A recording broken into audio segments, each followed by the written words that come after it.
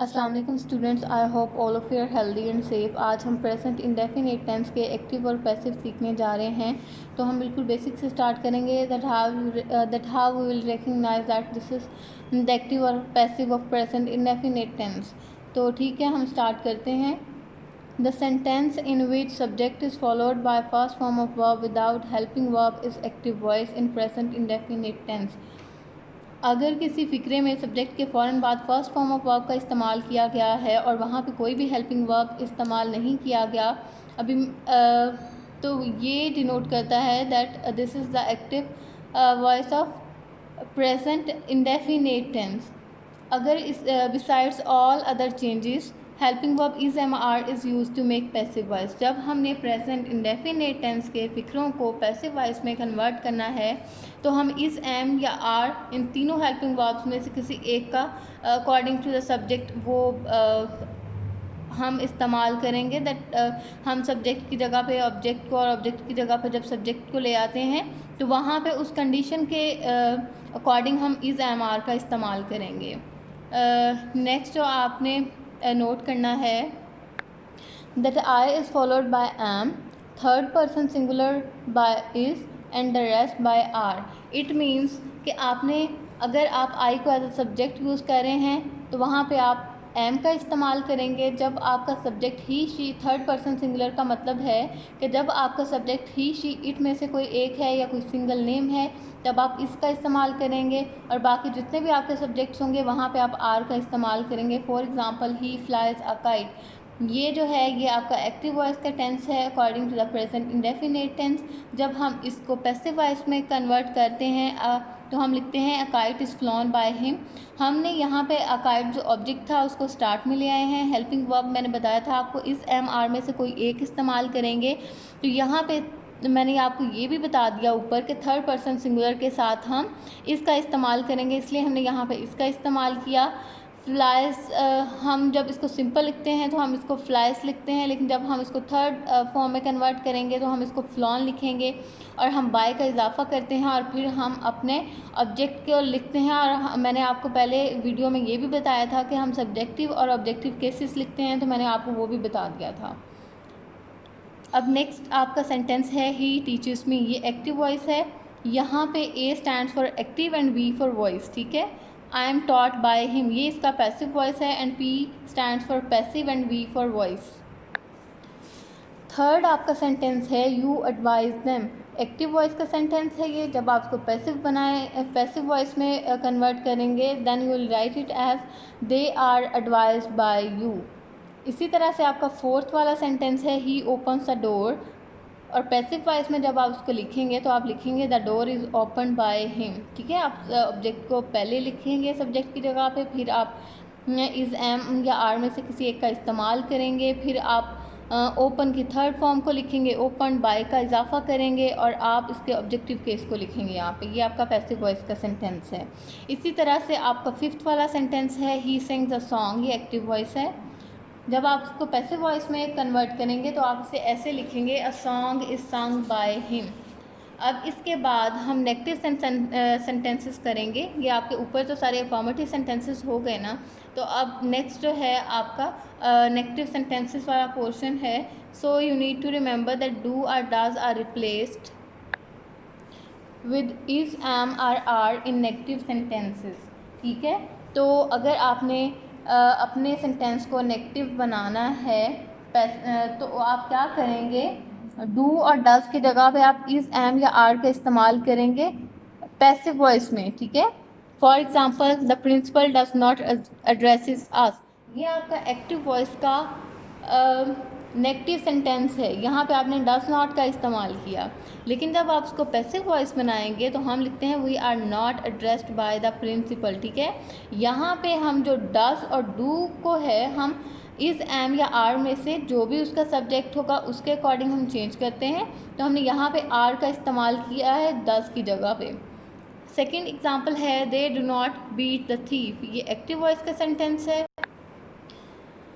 लेकिन जब आप इसी सेंटेंस को पैसिव वॉइस में लिखते हैं तो आप लिखते हैं the thief is not beaten by them. इसी तरह से आपका थर्ड वाला सेंटेंस है he does not sing a song, और पैसिव वॉइस में आप इसको ऐसे लिखेंगे, a song is not sung by him. Fourth आपका सेंटेंस है, I did not write a letter, ये एक्टिव वॉइस का सेंटेंस है। जब आप उसको नेगेटिवली पैसिव वॉइस में कन्वर्ट कर रहे होंगे according the present indefinite tense के रूल्स के मुताबिक, तो आप लिखेंगे a letter is not written by me. Fifth example है, the girl does not break the cup, ये एक्टिव वॉइस का सेंटेंस है। जब आप इसको पैसिव वॉइस में कन्वर्ट करेंगे तो आप लिखेंगे the cup is not broken by the girl. इसके बाद इंट्रोगेटिव सेंटेंसेस आपने करने हैं। So here students note that is am are is placed before the subject in interrogative sentences. आप क्या करेंगे इंट्रोगेटिव सेंटेंसेस में, सब्जेक्ट से पहले इज़ एम या फिर आर का इस्तेमाल करेंगे, तो आपका जो सेंटेंस होगा वो सवालिया बन जाएगा, ठीक है, जिसको आप इंट्रोगेटिव बोलते हैं। फॉर एग्ज़ाम्पल, फर्स्ट एग्ज़ाम्पल है, डज शी प्लक फ्लावर्स, ये एक्टिव वॉइस में हमने लिखा है। जब हम इसको पैसिव वॉइस में कन्वर्ट करते हैं तो हम यहाँ पे डज की जगह पे आर का इस्तेमाल करते हैं, are flowers plucked by her. इसी तरह से सेकंड एग्ज़ाम्पल है, do they learn the lesson, ये एक्टिव वॉइस का सेंटेंस है। Is the lesson learn by them, यहाँ पे हमने क्योंकि हमारा जो है वो द लेसन जो एक ही सबक था, इसीलिए हमने यहाँ पे इसका इस्तेमाल किया है, ठीक है।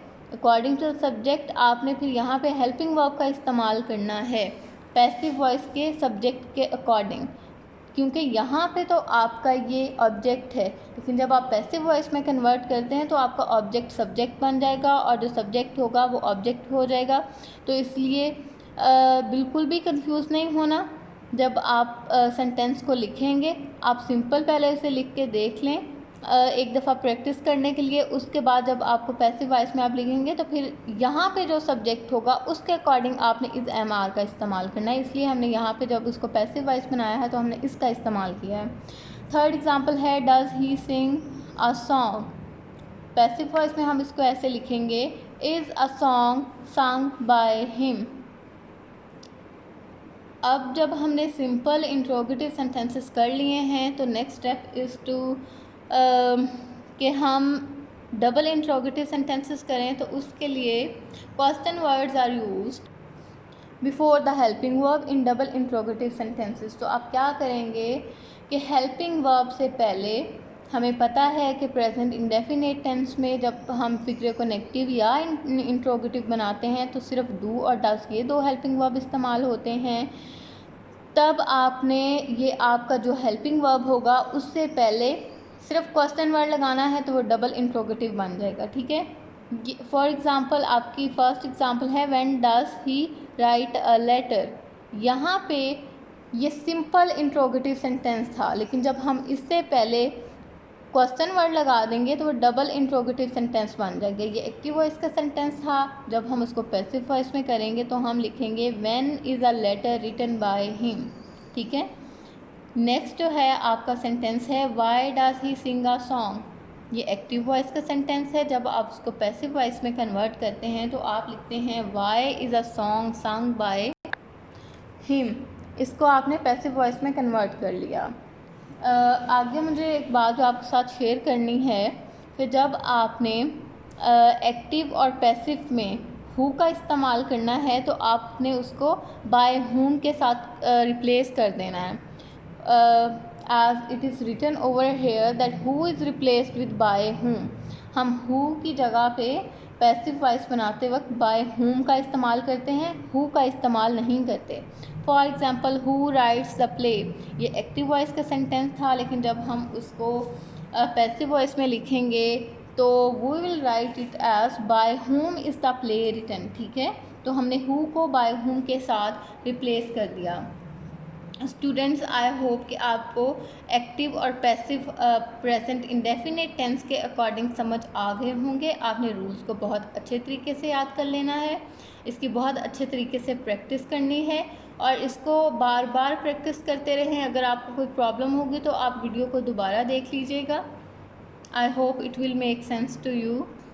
Stay safe, thank you so much.